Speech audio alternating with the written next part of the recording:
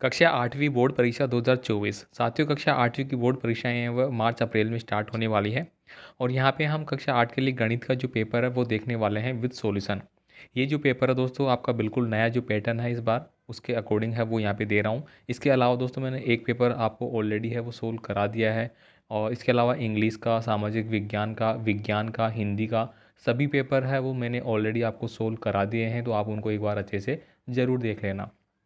बाकी जो भी पेपर आएंगे सारे आपको मैं सोल्व करके बता दूंगा।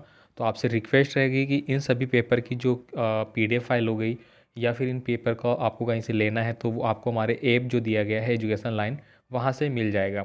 अब यहाँ पे थोड़ा सा मैं डिले चाहता हूँ कि जो हमारा ऐप है आपको कम से कम 10 दिन बाद है वो मिलेगा।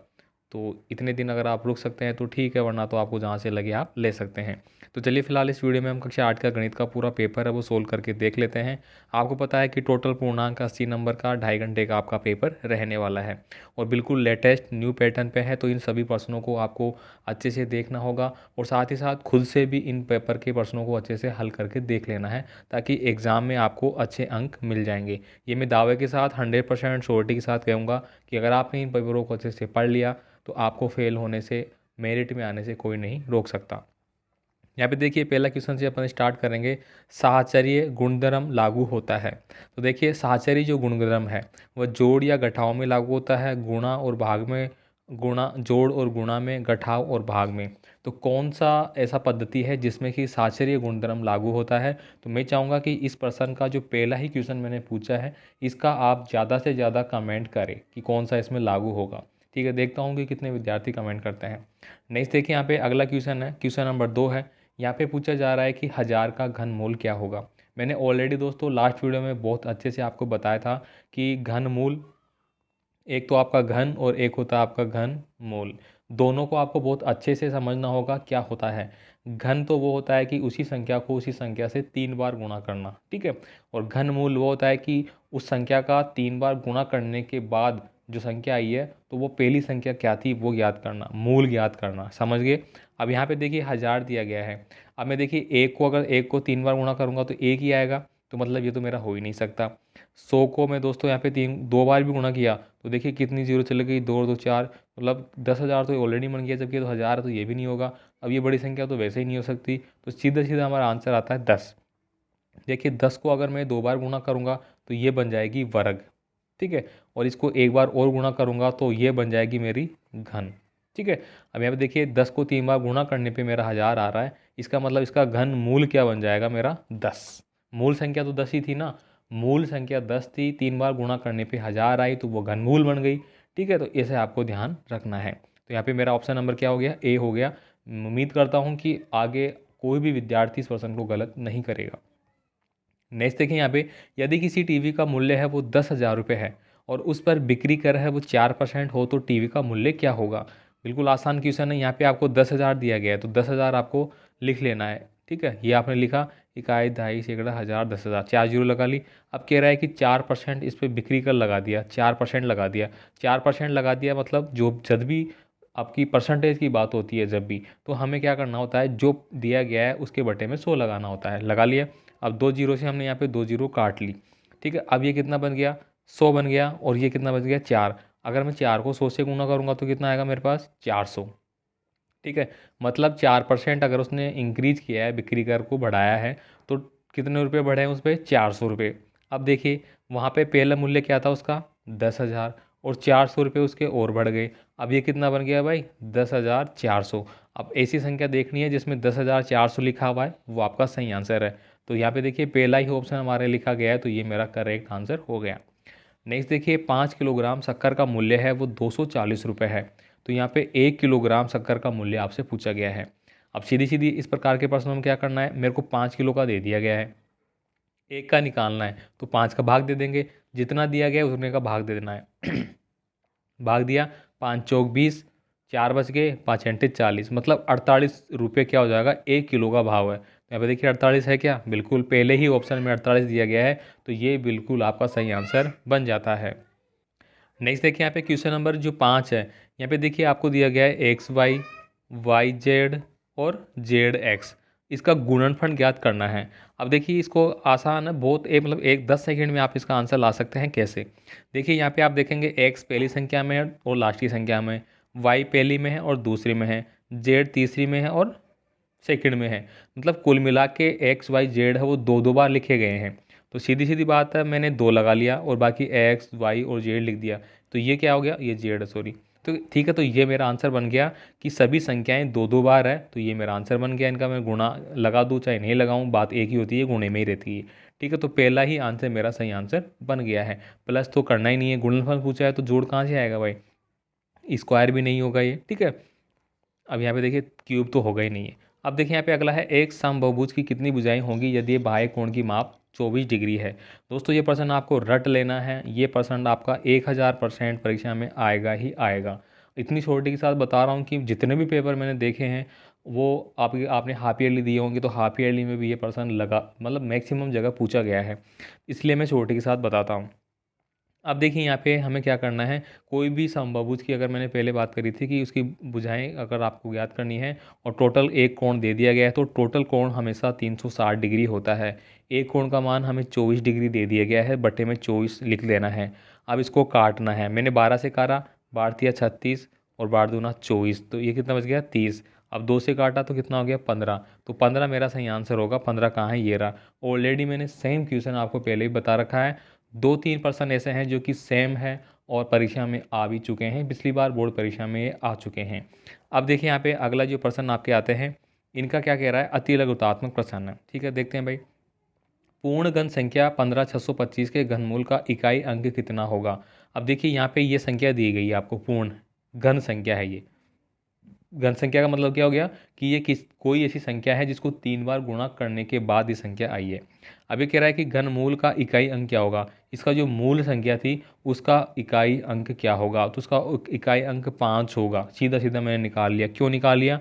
यहाँ पे आप देखेंगे लास्ट में 25 दिया गया है और 25 5 का वर्ग होता है, तो ये 5 इसका घनमूल होगा। नहीं आता है तो सीधे सीधा निकाल के देखना है। 15,625 है, 15,000 है, यानी कि मैं ऐसी कौन सी संख्या लिखूँ 3 बार कि वो 15,000 के करीब पहुंच जाए। अब देखिए मैंने आपको 500 लिखा, ठीक है, 500 या फिर 50 लिखा, 50 गुणा 50 गुणा 50, 3 जीरो आ गई। 50 25, 25 पंजे 125, तो ये कितना आ गया भाई? 12,500। तो किससे निकल के आ रहा है मेरा? किससे निकल के आ रहा है? 5 से निकल 50 से निकल के आ रहा है 12,500, लेकिन मेरा 15,000 है, मतलब ज़्यादा मुझे आगे नहीं जाना है। सॉरी, यहाँ पे मैंने 55 लगाया, 55 गुणा 55, ठीक है। 50 25 का 5 हासिल की, 2 लगा दी मैंने, 50 25 और 2 27 हो गया मेरा, ये मैंने 27 लिख दिया। गुणा पे लगाना है, सेम हो जाए आ जाएगा 5, फिर 2 ऊपर आ गया, 25 और 2 27 आ गया मेरा। ये कितना आ गया? 5 7 और 5 12 का 2 हासिल की, 1 लगा ली मैंने। ये 10 का 0 हासिल की, 1 लगा ली 3, तो ये कितना आ गया? 30 25। अब इसको मैंने एक बार और 55 से गुणा करना है। अब मैं 5 को 5 से गुणा करूँगा तो लास्ट में इकाई अंक 5 ही तो आ रहा है मेरा, ठीक है। यहाँ पे 5 आ गया, ठीक है। अब यहाँ पे कह रहा है 5 दूनी 10, ठीक है। मैंने 10 का 0 लगा लिया, 1 हासिल की लगा ली, 1 का 1 आ जाएगा, 5 थी 15 आ जाएगा। अब इसको एक बार और गुणा करूँगा, वही 5 आ जाएगा, ठीक है। तो यहाँ पे देखिए इस प्रकार से ये संख्याएं मेरी इकाई अंक 5 आएगा, ठीक है। तो यहाँ पे ये संख्या 55 तो नहीं हो रही है फिलहाल, लेकिन इसका इकाई अंक क्या आ रहा है मेरा? 5 आ रहा है। नेक्स्ट देखिए यहाँ पे संख्या 1000 का घनमूल क्या होगा। अभी अभी ऊपर आया था तो ये आपको कर देना है 10 होगा। अब यहाँ पे एक व्यंजक दिया गया है, इसको आपको सेकंड व्यंजन से गुणा करना है। तो बिल्कुल आसान तरीके से आप इसको कर सकते हैं, गुणा करने में कोई दिक्कत नहीं है। गुणा करने के लिए हमेशा देखिए पहला को इससे करना है, फिर इसी को इससे करना है, ठीक है। एक्स स्क्वायर को 2x से गुणा करूँगा मैं, तो 2x क्यूब बन गया मेरा, क्योंकि एक एक्स पहले था, एक्स स्क्वायर पहले आ गया, प्लस लगा देना मेरे को। फिर 3x स्क्वायर मेरा आ गया, फिर मेरे को प्लस लगा देना है। 2 को 2 से गुणा किया 4 और x स्क्वायर आ गया मेरा, ठीक है। फिर मैंने लगाया 2 को 3 से गुणा किया 6 और x आ गया मेरा, ये हो गया पूरा। अब इसको सोल्व कर लीजिए भाई। देखिए 2x क्यूब तो ऐसे कैसे रहेगा? 3x square plus 4x square दिया गया, तो 3 और 4 कितना हो गया? 7x स्क्वायर, प्लस में 6x आ गया। ये मेरा पूरा समीकरण हो गया, ये मेरा आंसर आ गया। अगर इसको और भी आप छोटा करना चाहें तो कर सकते हैं। एक एक्स आपने कॉमन ले लिया, सभी में हटा दिया मान लीजिए, तो यहाँ पे क्या बच जाएगा? एक्स स्क्वायर बच जाएगा। यहाँ पे एक इसको हटा दूंगा मैं, एक्स बच जाएगा और यहाँ पे 6 बच जाएगा। इस प्रकार से भी आप इसको कर सकते हैं और भी आगे तक। नेक्स्ट देखिए यहाँ पे अगला जो दिया गया है, सम पंचभुज के प्रत्येक बाह्य कोण की माप ज्ञात करनी है। देखिए समपंचभुज यानी कि कोई भी आकृति है जो कि 5 भुजा वाली है, प्रत्येक बाह्य कोण की माप ज्ञात करनी है। 5 दिया गया है ना, 5, ठीक है, 5 आ गया हमारे पास। मैंने क्या बोला था कि 360 डिग्री होता है। अब मेरे को 5 से भाग दे देना है इसको, 5 से भाग दिया और 5 7 35, एक बच गया, 5 दूनी 10, मतलब प्रत्येक कोण कितने डिग्री का हो गया, 72 डिग्री का हो गया। आराम से निकाल लिया हमने। अब देखिए किसी समचतुर्भुज के विकर्ण जो आपको 7.5 सेंटीमीटर है और 12 सेंटीमीटर है, इसका क्षेत्रफल आपको ज्ञात करना है। इन प्रकार के प्रश्नों का आपको क्या करना होगा भाई, सूत्र याद करना होगा। सूत्र याद है तो आप कर पाएंगे, वरना नहीं कर पाएंगे। इसलिए मैं चाहता हूँ कि इनके आप सूत्र याद करें और इसका आंसर भी आप मुझे बताएंगे। नेक्स्ट देखिए यहाँ पे अगला है, एक पासे को फेंकने पर विषम संख्या आने की प्रायिकता क्या होगी। देखिए एक पासे में कितने अंक है भाई, 6 अंक है। विषम कौन कौन सा मान सकता हूँ मैं, 1 को मान सकता हूँ, 3 को मान सकता हूँ और 5 को मान सकता हूँ। तो 3 संख्याएं बन गई, किस में से, 6 में से। 3 एकम 3, 3 दूना 6, मतलब 1/2 इसकी प्रायिकता बन जाएगी, ठीक है। नेक्स्ट देखिए आपको यहाँ पे सत्य और असत्य बताने हैं। यहाँ पे देखिए पहला क्वेश्चन है, संख्या 8000 एक पूर्ण घन संख्या है, तो क्या ये पूर्ण घन संख्या है या नहीं है। 8000 दिया गया है, तो चलिए इसको करके देखेंगे। अब इसको करके देखने के लिए मैं देखिए ये जो 8 आया है वो किससे आया भाई, 20 × 20 × 20, इससे बन रहा है क्या।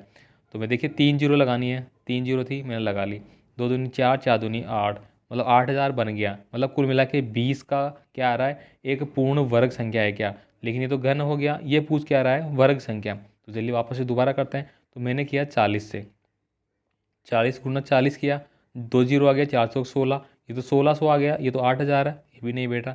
मतलब इस प्रकार से आपको नहीं आता है तो आप क्या करेंगे, एक एक संख्या से गुणा करके इसको देखते जाएंगे। फिर मैं एक नेक्स्ट संख्या लेता हूँ, 8000 है कुल मिला के मेरा, ठीक है 80 है मतलब। तो 80 के लिए मैंने क्या किया, 400, 400 गुणा कर सकता हूँ क्या, या फिर 40 को करना है। तो मैं एक बार 40 से गुणा करके देखता हूँ। 40 से अभी करके देखा, 416 आ रहा है, तो वो पॉसिबल नहीं है। तो हम ऐसे ही संख्याओं को बढ़ाते जाएंगे।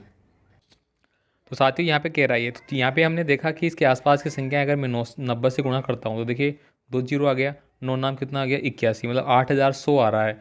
अगर मैं इससे एक संख्या भी कम लूँगा तो और भी कम आएगा, मतलब कुल मिला के ये क्या हो गई, पूर्ण वर्ग संख्या नहीं है, तो ये असत्य है। पूर्ण वर्ग संख्या है क्या, तो नहीं है भाई।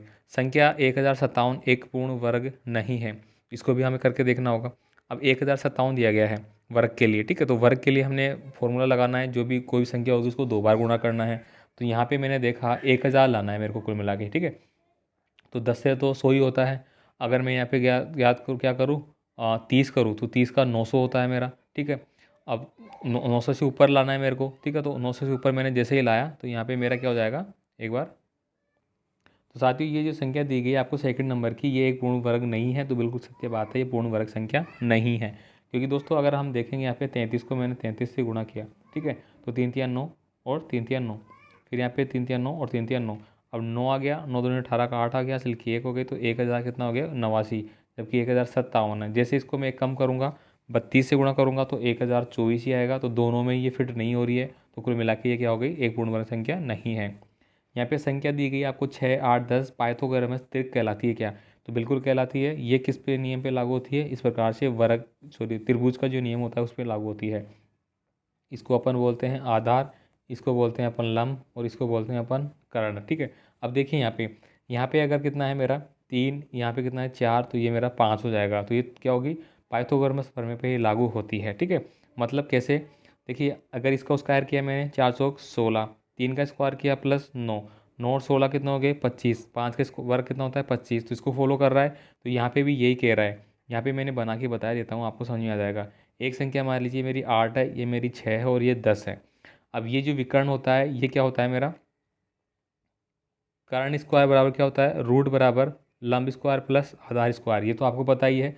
अब यहाँ पे कर्ण स्क्वायर मतलब ये हो गया 100, बराबर में यहाँ पे रूट में क्या हो गया, रूट में 6 का स्क्वायर कितना हो गया 36 और 8 का कितना हो गया 64, ठीक है। इन दोनों को मैंने जोड़ा तो कितना आ गया 100 वर्ग का, ठीक है। अब मैंने वर्ग हटाया इसका तो कितना बन गया भाई 10 बन गया। तो ये बिल्कुल इसको फॉलो कर रहा है, ये भी 10 का स्क्वायर है, ये भी 10 का स्क्वायर आ रहा है, तो मतलब ये बिल्कुल सही है।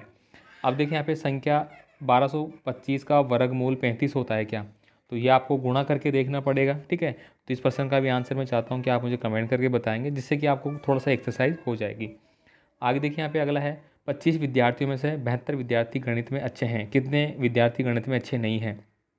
तो सेम क्वेश्चन अपन ने ऑलरेडी कर रखा है पिछले वाले पेपर में। 25 विद्यार्थी आपको दिए गए हैं, इसमें से 72% सही है, मतलब 72/100। ठीक है, तो कितने अच्छे नहीं हैं। अब यहाँ पे 25 एकम 25, 25 चौक 100, 4 से भाग दिया इसका, 4 एकम 4, 3 बच गया, और 4 अंटे 32, मतलब 18 विद्यार्थी क्या है इसमें अच्छे हैं, बाकी अच्छे नहीं हैं।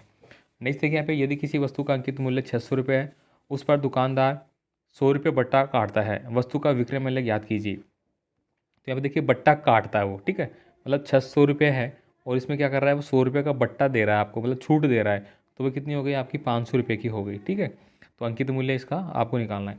अब देखिए यहाँ पे उस विकल्प का चयन करते हुए आपको रिक्त स्थानों की पूर्ति करनी है। किसी बहुभुज के बाह्य कोणों का योग होता है, तो अभी अभी हमने बात करी थी बहुभुज के बाह्य कोणों का योग है वो 360 डिग्री होता है, तो आपको इसमें लिखना है भाई 360 डिग्री। आयत का प्रत्येक कोण है वो क्या होता है, तो आयत का आयत बना ही लेते हैं ना, बना के करते हैं सारी चीज़ें। आयत का प्रत्येक कोण क्या होता है, समकोण होता है 90 डिग्री। समकोण का मतलब क्या होता है भाई 90 डिग्री, सारे क्या होंगे मेरे 90 डिग्री के होंगे, और टोटल कितने के बन गए 360 के। तो यहाँ पे प्रत्येक कोण कितने का हो गया 90 डिग्री का। समांतर चतुर्भुज के आसन कोणों का योग होता है। आसन कोण का मतलब क्या हो गया आमने सामने के, इस प्रकार के मान लीजिए ये समांतर चतुर्भुज मैंने बना लिया, तो ये कोण और ये कोण ये कोण ये कोण आपन के आप आपस में समान होंगे, जो कि 180 डिग्री के बराबर होंगे। अब देखिए यहाँ पे एक सम चतुर्भुज है, वो चतुर्भुज है, तो कौन सा चतुर्भुज कहलाता है, उत्तल या अवतल।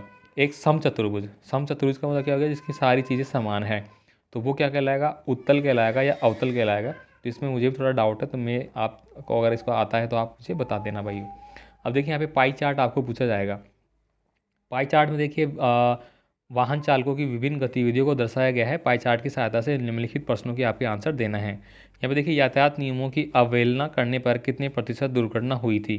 तो देखिए यहाँ पे हम पढ़ेंगे अन्य कारण, खतरनाक तरीके से वाहन चलाना, यातायात नियमों की अवहेलना करना। तो अवहेलना करने से देखिए 20% लोगों की क्या हुई थी, प्रतिशत ही पूछा है ना, तो यहाँ पे आपको सीधा सीधा लिखना है 20% लोगों की दुर्घटना हुई थी।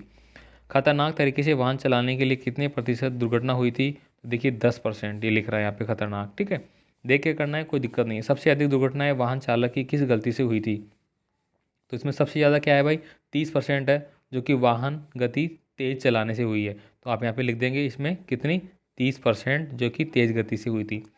न्यूनतम दुर्घटनाएं वाहन चालक की किस गलती से हुई है, तो सबसे कम 10% आ रहा है खतरनाक तरीके से वाहन चलाना, तो इसमें आ रही है भाई। ठीक है, अब देखिए यहाँ पे अगला क्वेश्चन है, किसी वर्ग की भुजा की लंबाई ज्ञात कीजिए जिसका क्षेत्रफल आपको 441 वर्ग मीटर दिया गया है।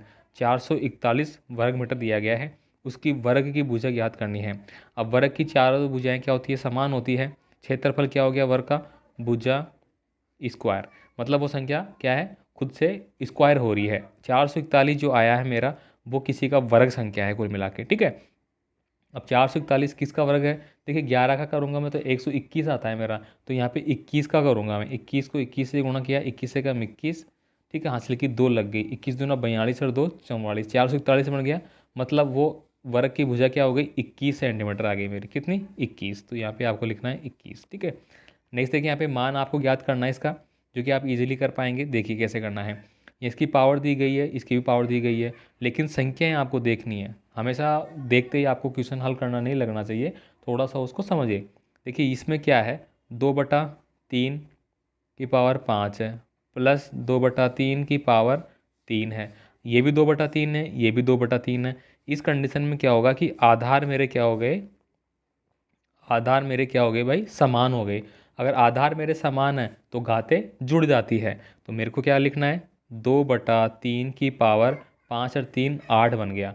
अब इसको मेरे को 8 बार लिखना है ऐसा कैसा और हल करना है। देखिए मैंने क्या लिखा 2/3 गुणा 2/3 गुणा 2/3 गुणा 2/3 गुणा 2/3 गुणा 2/3, 1 2 3 4 5 6 बार लिख लिया। 2 बार और लिख लेंगे, गुणा कर लीजिए भाई इसको आराम से। 2 दूनी 4, 4 दूनी 8, 8 दूनी 16, 16 दूना 32, 32 दूना 64, 64 आ गया मेरे पास। ठीक है, ये लो भाई 64। नीचे देखिए 3 3 9, 9 3 27, 27 थी 81, 81 तक आ गया। बाकी का मेरा बच रहा है, तो मैं यहाँ पे कर लेता हूँ 8 बार है तो 4 4 का कर लेते हैं। 2 दूनी 4, 4 दूनी 8, 8 दूनी 16, 16 16/81 तो आ गया मेरा। अब दोबारा भी 4 बार करूँगा तो भी यही आएगा 16/81। ये लो भाई 2 बार लिख लिया मैंने। अब 16 को 16 से गुणा करना है, 81 को 81 से गुणा करना है और यहाँ पे आंसर लिखना है। ठीक है, इतना तो अब आगे आप कर ही लेंगे। एम का मान आपको ज्ञात करना है, तो एम का मान आप आराम से यहाँ पे इजीली ज्ञात कर पाएंगे। ठीक है, 5m प्लस 5 की पावर -3 बराबर 5 की पावर 5 आपको दिया गया है। -3 का मतलब क्या हो गया कि ये बटे में चला जाएगा आपका। ठीक है, जैसे ही बटे में जाएगा 5m है यहाँ पे, तो ये डिवाइड है पहली बात तो वैसे ही। अब ये 5 माइनस का है तो नीचे चला गया। ठीक है, लेकिन ये बटे में है, कुल मिला के 5 - 3 ऐसे। लेकिन ये एक बार और बटे में जाएगा, 1/3 जाएगा। ठीक है, तो इसको अपन ऊपर लेंगे, इसको मतलब ऊपर जाएगा तो ये 3 आपका ऐसे आ जाएगा। ठीक है, तो ये कितना चला गया भाई, ये आ गया आपका इस प्रकार से। बराबर में आपको 5 की पावर 3 दिया गया है, सॉरी 5 दिया गया है। ठीक है, तो यहाँ पे अगर 5 की पावर 3 है और 5 की पावर 5 है, ये गुणा में है सारा। ठीक है, तो मैं इसको काट सकता हूँ, आधार समान है। ठीक है, यहाँ पे 5 है तो ये मेरा 2 बच जाएगा कुल मिला के। ठीक है, तो 5 की पावर क्या आ जाएगी, 2 आ जाएगी। नेक्स्ट देखिए, उचित गुणधर्म का उपयोग करके आपको आंसर करना है। तो ये थोड़े से बड़े प्रश्न हैं जो कि मैं सोचता हूँ कि आप इनको खुद से सोल्व कर लेंगे तो अच्छा रहेगा। और यहाँ पे तो देखिए इसको भी थोड़ा सा लिखने में यहाँ पे त्रुटि है प्रश्न में ही। ठीक है, ये देखिए यहाँ पे कुछ डिजिट गड़बड़ा गई यहाँ पे। अब देखिए यहाँ पे किसी सॉफ्ट ड्रिंक फैक्ट्री में एक मशीन 840 बोतलें 6 घंटे में भरती है, वह मशीन 5 घंटे में कितनी बोतलें भरेगी। देखिए यहाँ पे एक फैक्ट्री में एक मशीन 840 बोतलें 6 घंटे में भरती है। ठीक है, तो मेरे को सबसे पहले एक का निकालना है, 6 का भाग देना है। अब देखिए 6 का भाग दिया मैंने, 6 × 6 2 बच गया मेरा, 6 × 4 = 24, मतलब 140 वो 1 घंटे में भर रही है। तो मशीन 5 घंटे में कितना भरेगी, तो 140, सॉरी यहाँ पे लिखा मैंने 140 × 5, 4×5 = 70, तो 700 बोतलें भरेगी वो। सीधा सीधा आंसर मेरा आ गया। देखिए रेखीय समीकरण x/2 - 1/5 बराबर x/3 + 1/4 को हल करके कीजिए तथा आपने उत्तर की जांच भी करी। 4 नंबर का प्रश्न है भाई। देखिए इसको कैसे करेंगे, यहाँ पे जो संख्या दी गई इसका एलसीएम लेना है। तो पहले में आपका 10 आ गया, अब 10 आ गया तो 2 को मैंने 10 में भाग दिया, 5 बार गया तो ये क्या आ गया, 5x आ गया। माइनस का ये 2 बार गया तो ये 2 आ गया। ठीक है, ऐसे ही बराबर में इधर लिया मैंने, इसका कितना आ गया मेरा एलसीएम, 12 आ गया। ठीक है, ये बराबर है, यहाँ पे ध्यान रखना भाई, 12 आ गया। अब इसको मैंने किया 4 बार तो ये कितना आ गया, 4x प्लस ये आ गया 3। ठीक है, इस प्रकार से मेरी समीकरण बन गया। अब 12 को तो मैं इस वाले से गुणा कर दूंगा और 10 वाले को इस वाले से गुणा कर दूंगा। अब 12×5 = 60, यहाँ पे कलर चेंज कर लेता हूँ एक बार, 12×5 = 60x। ठीक है, और माइनस 12 दूना कितना आ गया मेरा, 24 आ गया। बराबर में मेरा क्या आ गया, 1040x और प्लस 10×3 = 30 आ गया। अब मेरे को x एक साइड में रखना है और ये वाले एक साइड में रखना है। ठीक है, अब यहाँ पे 60x था तो यहाँ पे मैंने लिख लेता हूँ एक बार 60x माइनस 40x, उधर प्लस का है तो इधर आके 40 किसका बन जाएगा भाई, माइनस का, बराबर। अब यहाँ पे 30 ऑलरेडी प्लस का है, ये माइनस का है 24, तो उधर जाके प्लस का हो जाएगा 24। 60 में से 40 गए तो 20x बराबर 30x और 24x, तो 54x, 54 बच गए मेरे, सॉरी 54। अब यहाँ पे मैं इसको 2 से काट सकता हूँ। ठीक है, तो यहाँ पे मैंने इसको 20 से भाग दिया, कुल मिला के 20 से भाग दूंगा तो कटेगा, तो यह तो आ गया मेरा कितना, 27/10। 10 से भाग दूंगा तो 2.7, मतलब 2.7 मेरा क्या आ जाएगा, इसका आंसर आ जाएगा। ठीक है, अब देखिए यहाँ पे निबंधात्मक प्रश्न है, इनको आप खुद से हल करने की कोशिश करें साथियों। वीडियो लंबा हो जाएगा और थोड़ा सा समझाने में भी डिफ़िकल्टी रहेगी, क्योंकि यहाँ पे मेरे पास क्या है कि अलग से पेंसिल वो तो है ही नहीं नोट वाली, इसी पे लिखता हूँ मैं, इसलिए थोड़ा सा डिफिकल्ट हो जाएगा। ये देखिए यहाँ पे बीजगणितीय व्यंजक है वो आपको हल करना है और इनकी गुणनखंड बताना है, तो आप आराम से इनको कर सकते हैं। मैंने लास्ट वीडियो में बताया था। देखिए आकृति में आपको ये जो मान है वो ज्ञात करना होगा, ये देखिए। और लास्ट में जो आपका प्रश्न होगा वो क्या होगा, धन जमा के आधार पर आपको एक माध्य रेखा आलेख है वो बनाना है। ठीक है, तो इनका मैं अलग से बता दूंगा। तो फिलहाल जो मैंने लगभग आपको 3-4 प्रश्न छोड़े हैं, बाकी मैंने बता दिए हैं। इनको कर लेंगे तो दोस्तों 100% आपकी बोर्ड एग्जाम में अच्छे नंबर आएंगे, गारंटी के साथ कह रहा हूँ। जो भी पेपर बताए जा रहे हैं उनको कर लेना। पेपर की PDF फाइल आपको ऐप से मिल जाएगी कुछ दिनों के बाद। बाकी आप तैयारी करते रहिए। मिलते हैं अगले वीडियो में, धन्यवाद।